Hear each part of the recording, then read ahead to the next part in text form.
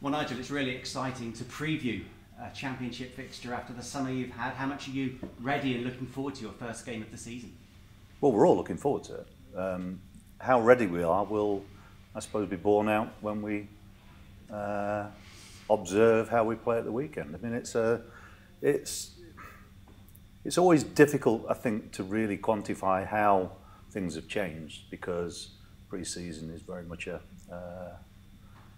the games don't have the relevance, and the sort of pressures of playing league football comes straight back into the players' domain at the weekend. So, but look, we're as ready as we can be, and the players have worked exceptionally hard, not just during pre-season, but they've worked hard in the close season too. And yeah, we have high hopes this year, but we also have greater expectations of ourselves too. So that means it's everybody has to be accountable, and everybody who's involved in whatever role has a very important role to play. But the players are the most important people, and hopefully that they can go out not just against Preston but throughout the season to perform to a high level. We're pleased with how the preparations certainly gone over the last 6 weeks or so. But yeah, it all comes down now to making sure we get the performance right on match day. I asked you 12 months ago for your hopes and expectations, and you mentioned a playoff challenge. Is it a more realistic ambition 12 months on? Hopefully, yes. I think when you look at the balance of our squad, it's improved. We've in both the January window of this year and the early part of this window, we've made some very positive additions to the squad and continued to trim areas that we feel that we needed to too. So I think we have a better depth in our squad, although at the moment we've got one or two players who are going to be unavailable for this game. But when they are available again, I think the squad's in a decent place. But yeah, we're pretty confident that we can back up our words with performances and an end product which is gives us a really good chance of being successful this year. And success always is, of course, improving, but I think when you see stories like last season's promotion of Luton, I think it gives everybody in the league the hope that you can go and replicate that type of success. So it's up to us. You referenced injuries in your interview with the club yesterday. Who is unavailable for the weekend? Well, Cal's back training with us now, so he'll be, not for this game. Ross has got a bacterial infection which we're trying to manage at the moment, so can't really give you a time frame on that or be any more specific. So don't push me any further on that, please. Obviously, Rob Atkinson's going to be missing for a while. Eamon played in 45 minutes of the game here this week, and so good to see him making some progress. We've got one or two other knocks and strains that we will have to have a look at tomorrow before any final decisions are made. So that's where we are. Is Oxford too soon to consider Eamon for the squad? Yes. Yeah. Look, he's had back-to-back ACLs, and I mean, what was very encouraging to see him during the game was that he played with a real freedom, and that obviously I think shows that he's not overthinking things. So really good to see him back, and hopefully he'll make further progressions. You brought up the subject of Alex Scott before me on Monday. Has there been any developments since our chat on Monday? Not as far as I know. So that's where we are at the moment. He picked up a knock the other day in training. He's been excellent in pre-season. I'm sure he's becoming very tired of being asked the same questions all the time. I think it's important that he just gets on with the job until something happens, really. So as far as I'm concerned, it's always about preparing for us. Look, the decisions that are made in terms of whether he stays or go, it will be dependent on whether people are prepared to match our valuation, and that's really where we are at the moment. There's no point me expanding any more on that, because in my own head it's very simple. Well, I'm pleased to ask a more football-based question with Alex then. What kind of role might he start? And pre-season he's played a bit more advanced. He's played a variety of roles for the team. How do you see his role in the team at the start of the campaign? Well, I mean, we've played a lot of our games where we've played with one sitting and two further forward. We've got players who are capable of doing that, but it's very fluid too. You know, he's played with a lot of freedom in pre-season when you consider the amount of background noise that there is, and believe me, there's lots of it, and so for a young man to be able to deal with that, generally speaking, in a very positive way, is good. He will have wobbles from time to time, of course, because it's impossible to stay totally focused all the time when you've got all this noise going on, and so yeah, we'll do our best to protect him, and hope he's able to just go out there and perform in the way that we know he can. But you know, that's where we are. Can I ask you about Hayden, who you brought to the club over the summer months? Without typecasting him, is it a bit like George when he arrived? Is he a young player with potential who will get opportunities, or are you willing to thrust him straight into the first team as soon as Saturday? He's a player who I think is probably a little bit further ahead of George when he arrived, in the sense that he's had a full season. He's a more attacking player than George. You know, he's a different type of a player, but yeah, I would have no qualms in him starting. No doubt about that. He's a different type of player. He could give us an option further forward too. His distribution is very good, and it's again really good to have different types of players in the building who offer the team different options. But we've generally, through pre-season, we've gone into all the games with whichever side starts whichever game, you know, we've looked strong, and that's been positive. But like I say, with Cal and Ross being unavailable, it sort of we're not as flexible in that sort of department. Although both Pringy and George played at centre back last year, you know, we do have options still, and that's something. And the youngsters have done okay as well in pre-season. So we've had an opportunity to have extended looks at some of the younger players. So we'll see what happens here. Is the door still open for Thomas Callas, or are you now? Well, if it is, it's a bit drafty. You know, I've not spoken to Thomas for weeks, and I think that's something that's probably over now. So, I mean, I'm not going to say definitely not, because it's not something that's been discussed at all, and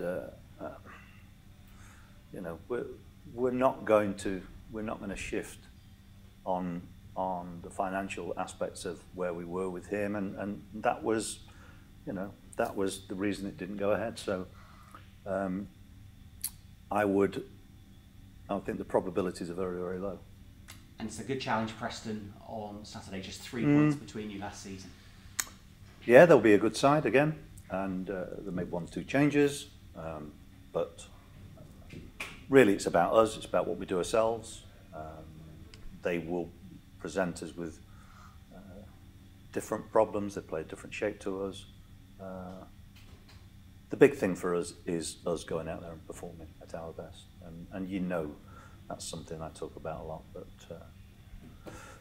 you know, when you start a season, it really is about trying to get off to a really positive start, and that's what I want from us, regardless of what the end, you know, the result is. I want a really positive showing from us, and but the players are very keen to get off to a winning start. So fan base is I think optimistic for this season, and I know that we've, you know, our season ticket sales have gone really well. I get a good feeling from and a positive feeling from people I've spoken to in our fan base. So let's see what happens there. Good luck this season. Okay, cheers, thanks. The knock Alex has got, is he Yeah. one you need to check on tomorrow? Yeah. So that would be a decision made. Yeah. In terms of the noise, he is only 19, which is Yeah. pretty incredible. That even the fact we're asking so many questions about him in many ways. Yeah, I know. How do the club kind of help with players dealing with that, given there's been experience? I think we talked about Antoine earlier in the year. I mean, is that something that the club are mindful of in terms of? Well, that's us as staff. I wouldn't say the club. The club is us as staff, so we help with that. You know. And how has he dealt with it over the summer? Pretty well, but like I say, when there is the amount of noise in the media, and you know, even people in your sorts of roles have been passing judgment on what we're asking for, and no doubt those journalists have a good relationship with the clubs who are interested in it, because that's normally how these things work. Our valuation is based on the very fact that we want to actually keep him. So we're not going to value him all of a sudden lower just to make it easier for clubs who want to come and take our prized asset. So, you know, that's how it is.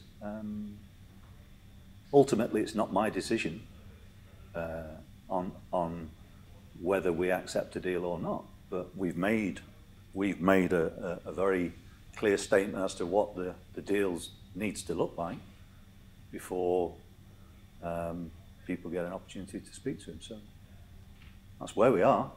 It's quite refreshing in a way as a Championship club with Premier League teams and the resources they have. And I don't know if you've worked at clubs before where maybe there hasn't been that sort of strong sense of this is what you need to get them, and then perhaps it's buckled a bit. Yeah, but look, we can only make that stance now, or have that stance now rather, because of a lot of hard work that's been done over the last 2 to 3 years, where, you know, Antoine's sale, which was, you know, disappointing for us in a footballing sense, but what it did do, it allowed us to move forward at a quicker pace in terms of stabilising the financial climate,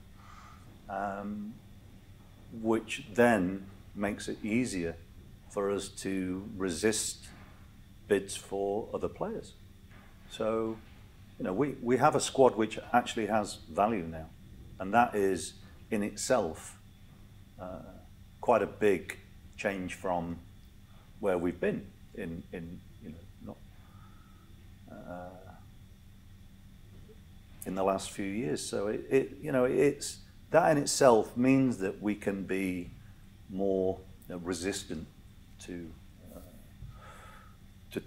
other clubs trying to come in and take our players. Of course, you know, the player has a say in all this as well, and so those things, there is always going to be a threshold that either allows a situation to develop or not. And what we're trying to do is make sure that our assets looked after for us. We have to take care of our own interests first and foremost as a football club.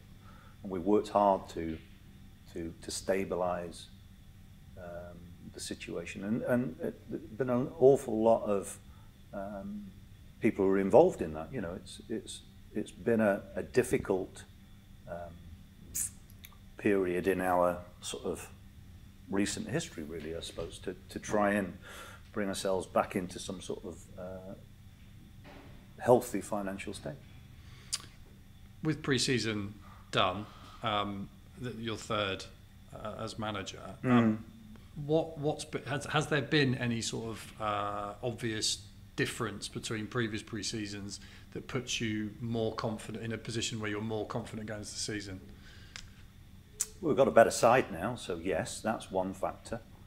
We've moved on in terms of the overall fitness of the players.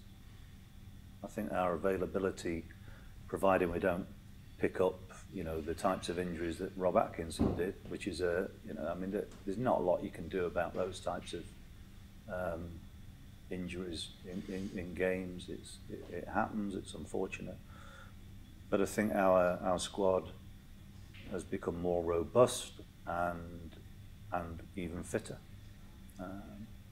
You know, they're very important things for us. But we also feel that there's a better balance to the squad too. The additions that we've made in January and again this summer have been positive ones. I think we've invested the money that we've spent in a way which is, gets us better players, but actually hopefully some longevity out of those players too. That, you know, they're at good ages, and so there's a mixture of for now and the future, and you know, players who've got some considerable experience too. So I think all those things together put us in a better position. Of course, what that will do is increase the expectation. But if you want to be successful in life, you've got to put your head on the block. There's no point trying to hedge your bets and say that, oh, we hope we're going to be a little bit better this year. I hope we're going to be a lot better this year. And if we get it right, I think we'll cause teams lots of problems. So. But of course, it's about the consistency. It's about being able to convert all right performances into results in the same way that when we play very, very well, we know that we're capable of matching anybody. The expectation you talk about, do you kind of feel a greater sense of personal responsibility to meet that than perhaps previous seasons? No, it's always my responsibility. You know, whatever happens to the team is my responsibility. That, you know, in the sense that that's why managers get sacked, because that's how everybody else sees it too. So I'm not going to. I never shy away from taking that sort of responsibility. That comes with the job. Of course, it's more intricate and complex than that. But the reality is that I think we should, providing that we go for it absolutely 100% throughout the whole of the campaign, I think we'll have a very positive year. What that equates to is, again, it depends on how the Championship looks this year. So I think the teams that come down from the Premier League will be strong. The ones that come up from League One will be strong too. But with that comes the potential for even more sides to take points off each other. So whether there'll be a Burnley, Sheffield United scenario again this year, I think it's harder to predict that one. Who knows? We've just got to take care of ourselves and make sure that, you know, we've got to be as good as we can be more often. Last one for me. Just you said at the start of pre-season, in terms of the goalkeeper department, you were going to have a look at it, Harvey and Stefan, in terms of the number two. Have you kind of made a decision with that? And are you confident that your goalkeeping department is strong enough for the campaign? it's an area that we might still look at some point. But, and I think I've explained this over the last week or so, that you know, we're not now in a position where if we're going to bring somebody else in, we're right on the limit of where we're at in terms of how we've decided to structure the if you like, the wages. And so although it's something that we might need to look at, it's not the priority at the moment. And this is where again, you go back to the Alex Scott situation, that if we sold him, we're not going to be able to then spend fortunes because that's not where we're at as a football club now. We've worked hard to get to where we are, and we have an agreed ceiling for the wages, the wage bill, and I think that's really important for us to verbalise so that our fan base understand that too. And so it's important that we try and operate in a way where we do everything we can to keep our best players. If we lose them, it's also important that we don't then go back to what we've been in the past, and that is it's not spending sprees, because to get players who are better than we've already got is going to be very expensive. So I'm not somebody who likes to collect players. I think we've got a healthy squad. Maybe there are areas that we could probably do with one or two more players, but they've got to be the right ones. Thanks, Nigel. Okay. Hi, Nigel. You mentioned the greater expectations, obviously, be from you, the players, but also the fans as well. You obviously added some experience over the summer, but obviously still a really young squad. How kind of confident are you in the younger players that they'll really be able to cope and raise to that expectation from the fans in the difficult times? Yeah, I've got belief in them that they can. I think, look, some of the players that we've, if you like, introduced over the last couple of years have probably been, if you talk to them individually and they were open or happy to talk to you about it, they'd probably talk about the times that they've had where it's been difficult. But sometimes you've got to endure that to understand how then to manage yourself during those situations when you come across them again. So, if you look at, say, somebody like George and Cam Pring, they've played through and had to play through some difficult times over the last couple of years. And there'll be times that they had wobbles, of course, but they're both another year further on, more experience, and the expectation for those types of players will be that little bit higher. So, and when you introduce youngsters into the team, it's really important that the team's clear with how it's playing. It's a lot easier for players to be introduced when the team's got a clear identity and you're playing well, obviously. If you're playing well, it's easier to if you like, expose youngsters. It becomes more risky during difficult spells during the season. So it's not an exact science, and of course, every player is, there's no point generalising about age or whatever like that, because every player is very, very different. They're different people. So you have to factor in what they are themselves as personalities, as individuals. So yeah, I'm confident that we have good senior players here who are, they're good senior players, but they're also good performers themselves. And I think that helps with the blend of the squad. And you mentioned the start of pre-season, you felt the break would be good for Anis, just to kind of take a bit of pressure off himself going towards the end of last season. Are you have you had a discussion with him? Are you happy that? I have, with staff have. He's been listen, he came back in incredible shape. Unbelievable. He's as fit as he can be. In pre-season, he's simplified his game somewhat, certainly in the middle third where he's not had as many touches. He's just so desperate to do well, and I think he'll have a positive season for us. But it's really good for us to have options. We've got lots of options in forward positions, so competition's going to be pretty fierce there. And another one who's had a good pre-season attacking was Harry Cornick.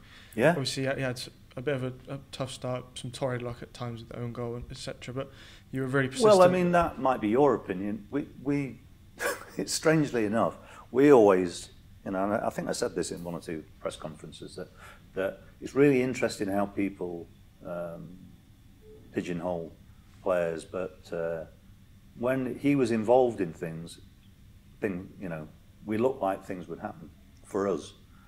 He's certainly, his fitness has improved tremendously, and again, both he and Mark Sykes will make sure that competition along that side of the pitch is very, very keen. So yeah, Harry's looking good. Sykes is looked good too, and so we have plenty of options on that side. Yeah, and just finally on the younger players, you said you're impressed with a lot of them over pre-season. One of those, Raphael Araya, we spoke to Curtis Fleming after the Cheltenham game, and he said he's improved a lot. Obviously, he's still got a lot of development to go, still so young, but is he a player you kind of, with Callas potentially leaving? He has left. Yeah, potentially. Callas not coming back. Potentially leaving. Callas not coming back, a player that could kind of progress and get some minutes this season. I don't. Well, he might do, but I think at the moment that that would be a really big ask for him. Although it's been good for us to look at him over the whole of the pre-season period, and what's been, and I said this to the players as well. You'll learn more from training alongside Zach and training alongside Rob Dickey as well, rather than they've learnt so much in training sessions from playing with players with more experience, and a lot of it's to do with positioning. For somebody like Raf, who's,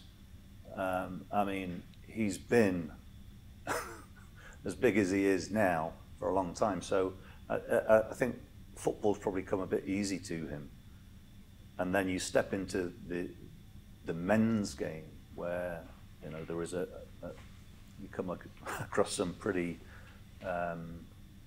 difficult opponents, and it's a steep learning curve, but he's got the attributes. He's very promising. He's a very likeable young man too, and I think that he's keen to learn. And Jamie Knight LaBelle, who's been with us as well, has done well. Harry Leeson's been with us a lot.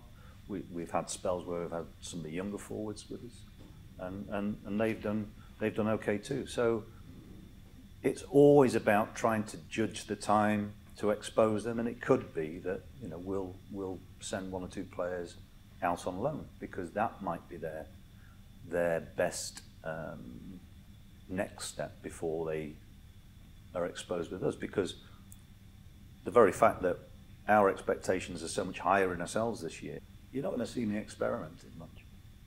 It's about being, we have a clarity of mind now of where we are. I think the identity of the team is pretty clear in the sense of how we go about games. There's always going to be don't get me wrong, there's always going to be potential to change shape from time to time if the game needs it. But I think what's important is that we try and impose ourselves on games, and in the shape that we prefer. But in that there is some flexibility too. So we've already talked about the midfield shape can very easily change shape from in and out of possession.